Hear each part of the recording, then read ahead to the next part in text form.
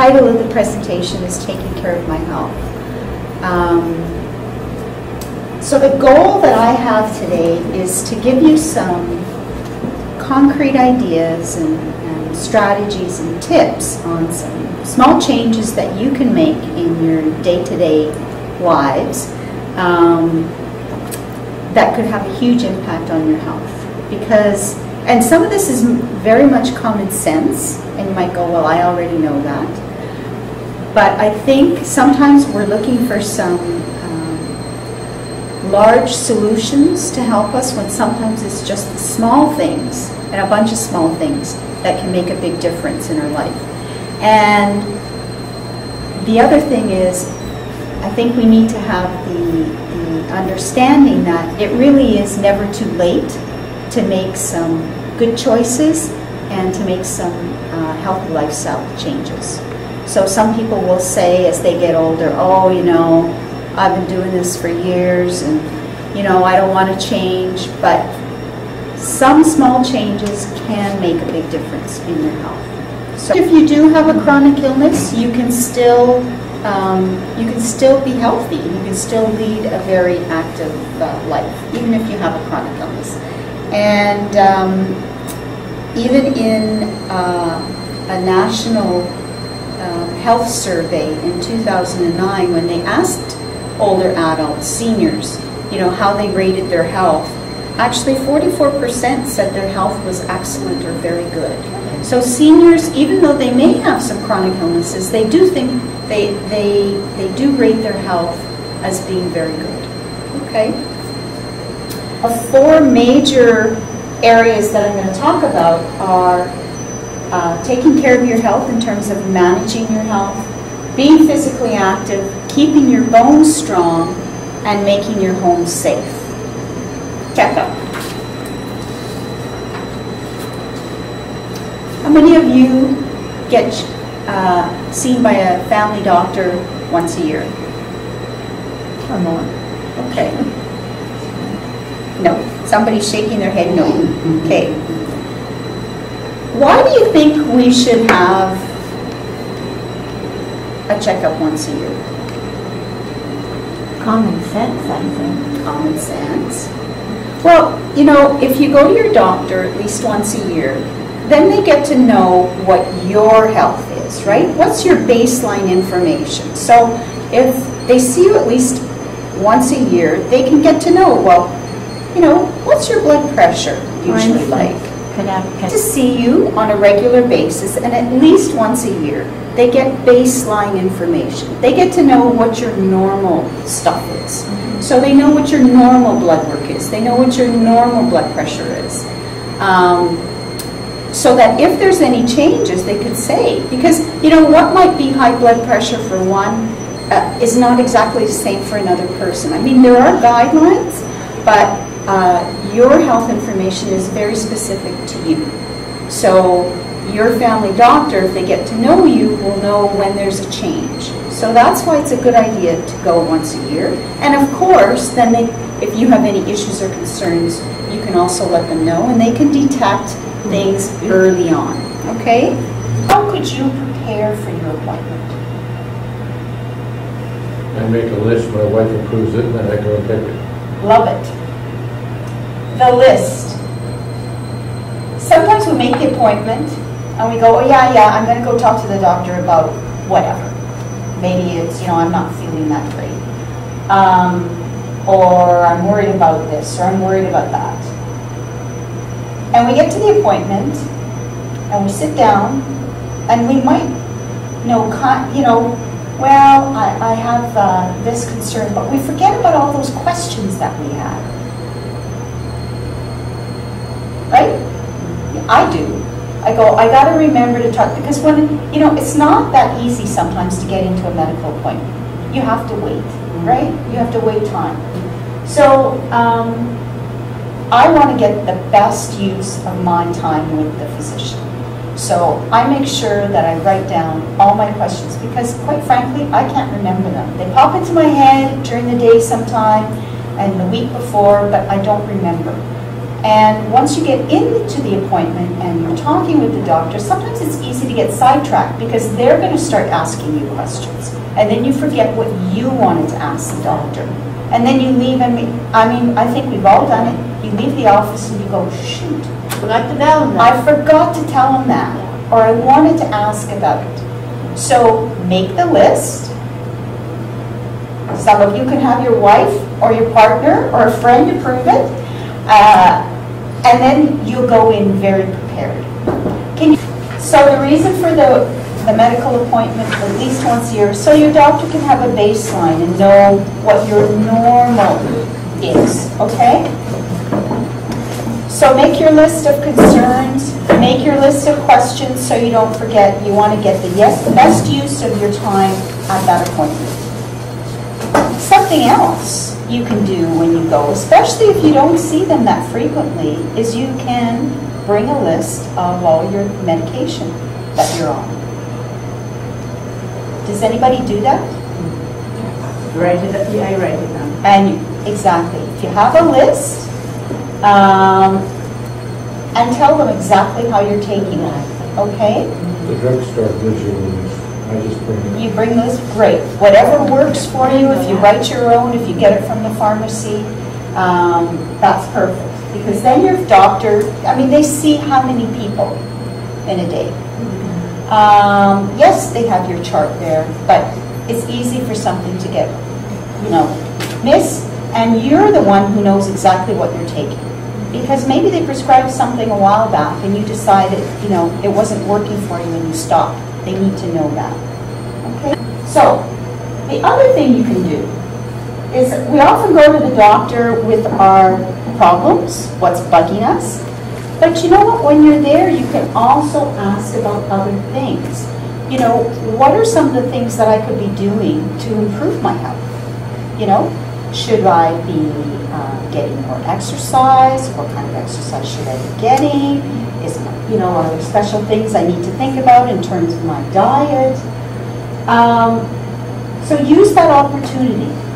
The other thing is, are your immunizations up to date? Your shots. You need your tetanus every 10 years, okay? And your pertussis. So if you have lost track, you should ask your family doctor. Perhaps they have a record of it, but that's something that you need every 10 years.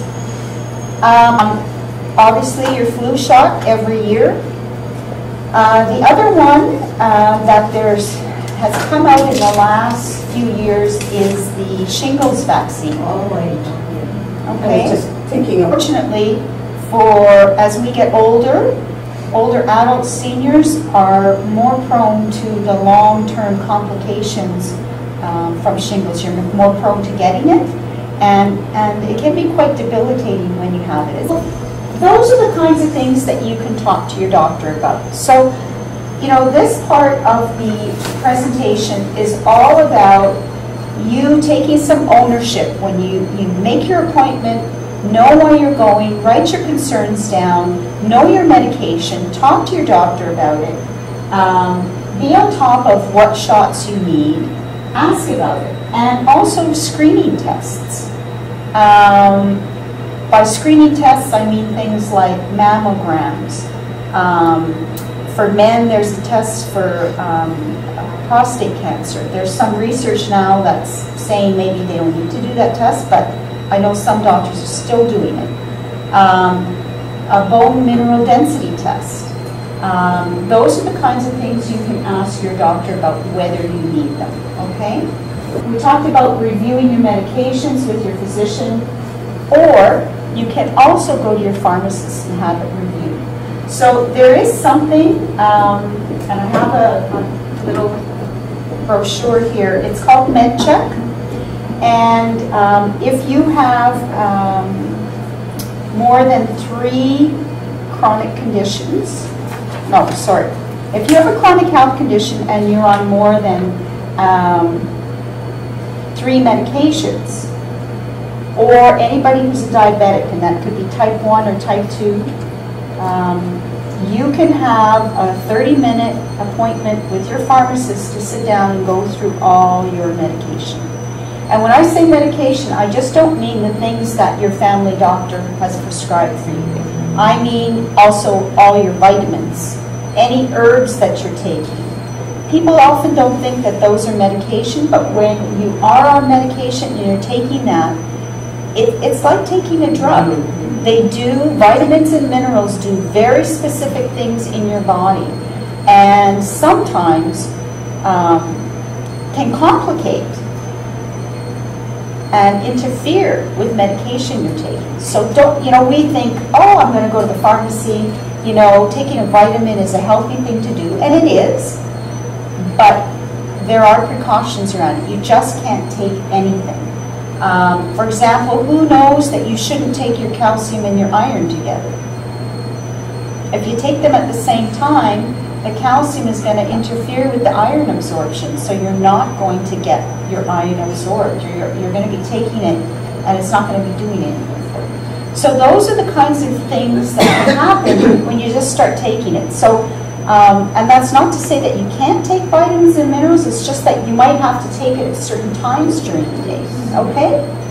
So, annual vision check.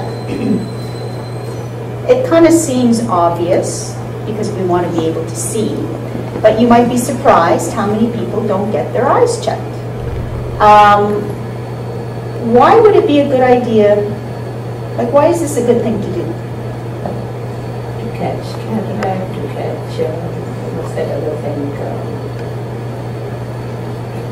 To catch cataracts, to catch, are you thinking macular Macular degeneration?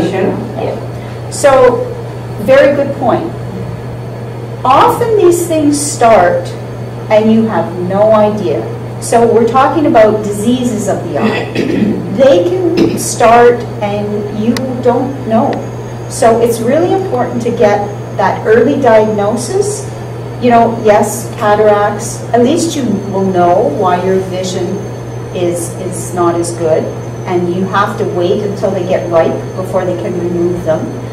But things like macular degeneration, eye changes due to diabetes, you want to catch these things early, because an early diagnosis means you can get some early treatment and so on and so forth, okay? So if you're over 65, you can get your eyes checked free once a year. And if anybody between 20 and 64 has medical problems that would affect vision, they can also get their eyes checked. And for people, you don't fall in those categories, it is free if you're on disability or social assistance.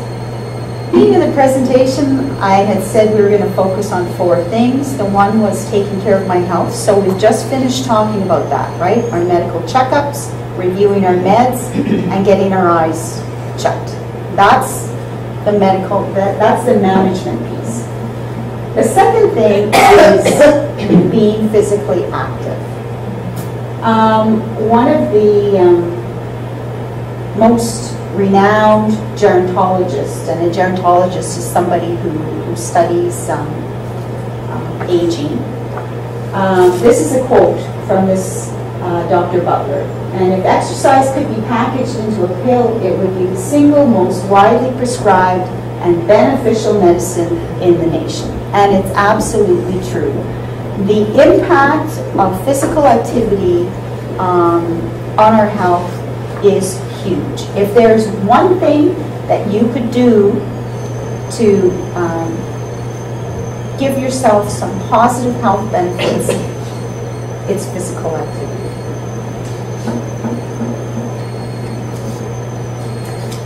Why do we need to be physically active? Tone our bodies. To tone our body for health. Falls. To prevent falls. Excellent. A lot of people do not know that. But in particular, as we get older, strength and balance are critical to not falling. It also protects our bones, right? Protects bones, absolutely. It protects against many diseases. You know, if it's protecting our bones, keeping it strong, you can help prevent osteoporosis. It helps our heart and our arteries, our muscles, bones, all of that. So, what are the other benefits of being physically active? When you guys come here and you join a group, and you know, I've seen many of you in the room downstairs doing motivation. So it's good for our emotionally well. For our emotional well-being. Like, who doesn't like to be with other people, have fun? You become stronger and not weak. Yeah. You always sit and don't exercise. Yeah. So Tone up too. And Tone up. And the important thing that I think would be important for this group to realize, and you probably do already, is that as we get older, being active and staying strong is critical to our independence. If we want to keep... We don't want our children to take care of us. What's that? We don't want our children to take care of us. We don't want our children... That's right. We want our independence. We want to keep doing what we like to do. We want to stay at home. And, you know, we want to be able to take care of ourselves. And really, the impact of physical activity on being able to do that is huge. So, what the research is telling us is that every week you should be trying to get in 150 minutes of aerobic physical activity. So that's about 2.5 hours. 20 minutes. Oh, I have handouts for you on all of this, so don't worry about it. So it's about 2.5 hours a week. If you figure it out, that could be about 30 minutes a day, most days of the week, right? The thing is, you don't have to do it, you know, if you have difficulty doing a half-hour physical activity, bless you, it's okay. You can do 10 minutes, 10-minute blocks at a time, okay? And spread it out during the day. If you can't do a half-hour walk, can you do a 10-minute walk, okay? Aerobic activity is the kind of activity that gets our heart rate going a little bit faster than it is when we're resting, okay? So I don't mean that you have to be out of breath, but you have to have, your heart rate has to get up just a little bit if you want the full health benefits, okay? Other important thing is that you really should be adding muscle and bone strengthening activities at least twice a week. Okay, and that's for things like preventing falls and keeping your balance. Can you think of what would be a good muscle and bone strengthening activity?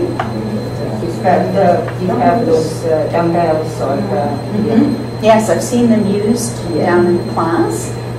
So anything that's going to give you a little bit of resistance, a little bit of weight, you know, even carrying your grocery bag, right, is a little bit of weight in your arms. water resistance, continuing water resistance is very good for people who have joint issues because it's nice and safe and less strenuous on your joints. Okay? But you're right, water resistance is some form of resistance, which is good for the muscles. Yes. So, just wanted to talk a little bit about using assistive devices. One of the things is sometimes it's difficult for people to accept having to need to use a device. But our thinking is that sometimes those devices can help you keep your independence longer. Would you agree? What is it about using these devices that why do people not want to use them? To be cool. They want to be cool, people are ashamed. What's that? Your pride. Their pride, yeah. Same thing with a walker. So, you know, it's in today's presentation so that we can, so we could talk about what some of the issues are, about why people don't like to use them, but also to know that there are many, many devices out there that can help you in your everyday life. And certain things like walkers, canes, and the yacht tracks or the icers can help you prevent falls. So, keeping your bones strong. The question we had earlier was how much calcium. So, for women over 51, it's 1,200 milligrams and no more than 2,000 milligrams. And again, the comment we had earlier was because too much calcium can actually cause health problems. You get kidney stones, constipation. But if you're getting who's getting their calcium from supplements? I get some. I take 700 now, then I drink milk from your things. So most of the group is getting it from their food? Okay, if you're getting your calcium from your food, don't worry about getting too much calcium. I'm getting that. I want to come now. No. How much calcium? Oh, you're on supplements as well? Yes, calcium. Okay. So, for those of you who are taking calcium, who are getting calcium from their food, do not worry about the 2,000. You're fine. If you're getting it from your food, it's actually the preferable way to get it. It's best to get it from food. It's easier on your system. It's easier you absorb it slowly. There's some research now that is suggesting that mega doses through supplements is very difficult for our cardiovascular system. But there are some people who need those calcium supplements. I'm not suggesting that you shouldn't be on it. It's something you need to discuss with your family physician. For men, it's a little bit different. So 51 to 70 years is 1,000 milligrams. 71 plus is when it goes up to 1,200. Same thing, 2,000, but only worry about that if it's through supplements. We mentioned that getting calcium from food is probably the best way. Vitamin D. Have you been hearing more about vitamin D in the news these days? No. It's become much more popular. They're doing a lot of research in terms of that it might protect us from different diseases as Can you well. not get it from food? I know the sunlight, but besides that. It becomes more challenging to get vitamin D from food. There are some foods with vitamin D in it, but it's challenging because A, we live in a northern climate, so we don't get enough sun. B, if we are getting sun, we're slapping on sunscreen and we're being told to stay indoors, cover ourselves up, wear our shades, wear our hat, so we're not going to get all that sun. Health Canada is recommending that everybody take 400 international units of a vitamin D supplement. So that's everybody.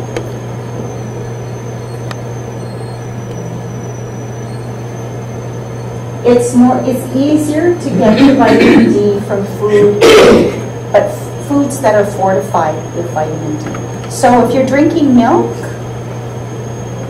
you're going to get a good source of vitamin D because milk is fortified. If you had 3 servings of milk products that were good sources of calcium, like milk, you're probably pretty good. Okay, yogurt. So a cup of milk would be 1 great serving, and you get really good calcium and vitamin D from that. 3/4 of a cup of yogurt would be a serving. Now the thing with yogurt though is you need to check that it's fortified with vitamin D. Not all yogurt is fortified. And I actually find it quite challenging to find vitamin D fortified yogurt. The one that I found recently was the new one, the IGO, the IOGO, the new one. Yeah. But you have to read the nutrition label to make sure there's any vitamin D in there. I think we assume because it's milk that it's going to have, you know, the vitamin D in it. Not necessarily. Yeah. And if you cannot tolerate milk products and you don't like them or you have an allergy, you can look. You can get calcium and vitamin D fortified orange juice. Bones healthy and strong. And the last thing we said we would talk about was the home safety. Has anybody here done a safety check through their home? Have you kind of gone through the rooms in your house to see where your hazards were? I see one person has said yes. Does anybody have grab bars in their bathroom?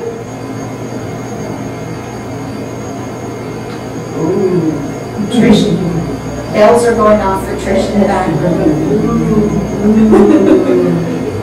Okay.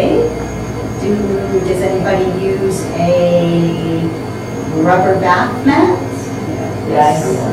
Okay, good. Good.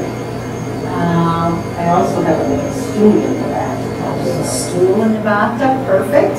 For anybody who has difficulty getting in and out or doesn't have the strength perhaps to stand in the tub or the shower, a stool is a good way to get in and out, conserve some energy. What else? Have like the grab bars in your bathroom? Yeah. You can get all kinds of things like raised toilet seats. Night lights. Perfect. Costco stuff. So we're sort of at the end of the presentation. There was a lot that we went through today. But just to review, taking care of your health, having your annual medical checkup, your yearly medication review, including vitamins and minerals and herbs, a yearly vision check. Remember the significance of being physically active in terms of your health and your independence. Make sure that you are including muscle strengthening and bone strengthening exercises, and as well those that can challenge your balance. And I have some real simple ones here. Keep your bones strong, so include calcium and vitamin D in your diet. Most of you are doing it through your food, so that's excellent. Just be sure to choose excellent sources of calcium, read your labels. And if you want to learn more, you can come to my workshops. I'll tell you all about vitamin D and calcium. And be conscious of safety within your home and removing hazards. And I have fact sheet here that can give you some simple little checklist where you can go through and you know, just look through your apartment or your home, and sometimes it's just those small changes that can make a really, really big difference.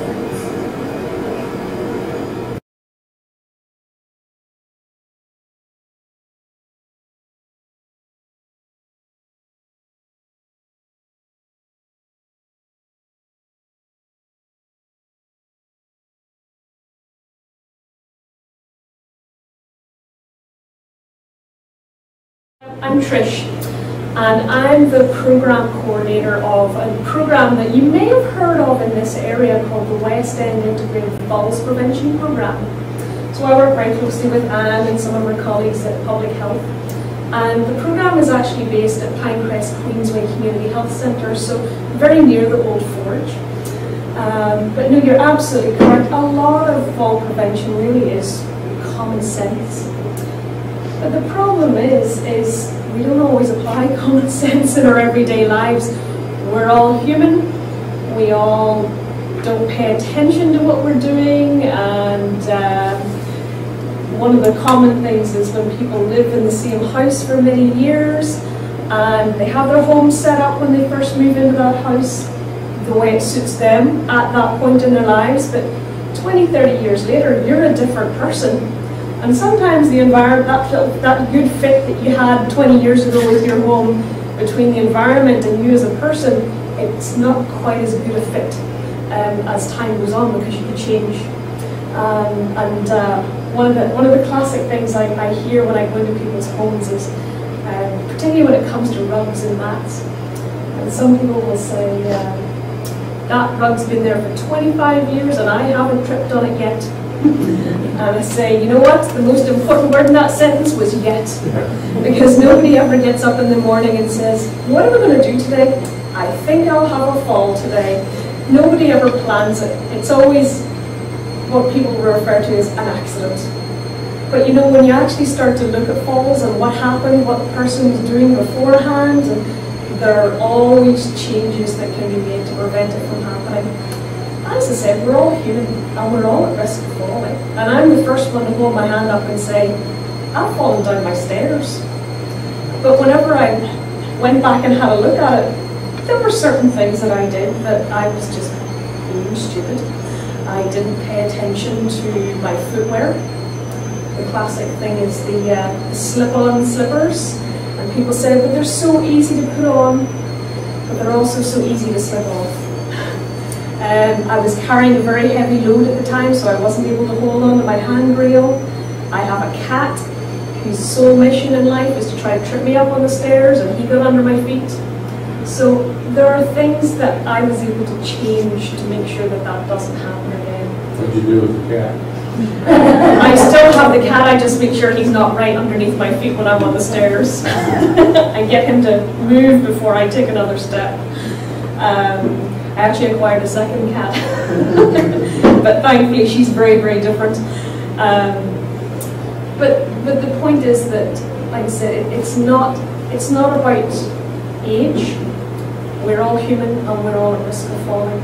However, the challenge comes is as you get older, the consequences of a fall can become much greater. So one of the things that we want to do as a program is we want to try to help you to identify what your personal fall risks are. And do they not use a rubber mat in their tub or in their shower? So again, so it's just to highlight to you how we all have these risks in our lives. And one of the things I describe to people is, imagine a young child with their building blocks. You know, they try to build them up and make as high a tower as possible, but the more blocks they put on that tower, the more wobbly it becomes. If you think about that tower of blocks as being like almost like a human being, and each one of those blocks is a particular fall risk.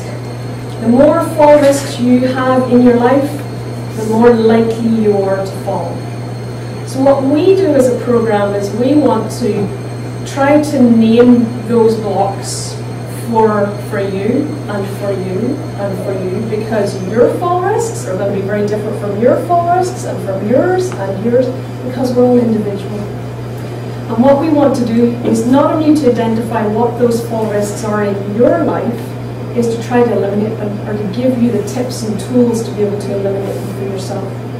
So one of the ways we do that is we have a clinic that we hold once every so often, and it's free. What is it? It's free. It's free. And what do we love? We love free. And what we do is we have it set up so that when you come in, you're going to get to spend 20 minutes with each person in our team. We have a physiotherapist and a nurse and an occupational therapist, and we have a pharmacist, and we also have a very special test that we bought from Australia. And by the end of that session, you will have an idea of what your personal fall risks are.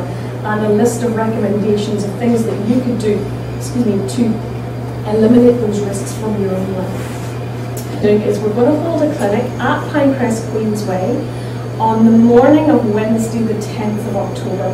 So that's next Wednesday morning. Not this week, but next week. And so what we have is, we have two groups. One group is at 8:30 in the morning, and one group is at 10:30 in the morning. So that's just to accommodate the early birds, and then also early birds. And so, how long is the session? So we can see 5 people at a time. The session will be around about 1.5 hours in total.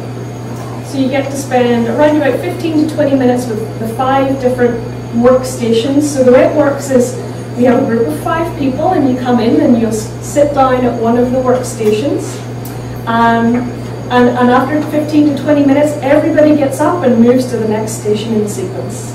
So by the time an hour and a half has gone by, you've seen everybody. So it saves you from having to have multiple appointments with the team. And like I said, it's absolutely free. It costs you nothing other than the 1.5 hours of your life. But in terms of benefit, it could have a huge benefit to you in preventing a fall. Where is that located? So what I also have is, so if you're interested in signing up, I want you to take one of these packages as well. So this has some more information about the clinic in it, and some information that we want you to bring with you to the clinic as well. So I'm going to leave those on this front table. We're worried if nobody asks questions. So inside here, there are a lot of great brochures and information on different things that you can do, not just to prevent falls, but also to keep yourself well and healthy. Because at the end of the day, what's fall prevention all about? It's about keeping you well and healthy and independent and keeping you out of hospital, basically. Nobody wants to go into hospital these days. Anybody here have a doctor at Pinecrest Queensway Community Health Centre? The only reason I was asking was for anybody who's already registered with the doctors there, they also would have access to a dietitian at the centre.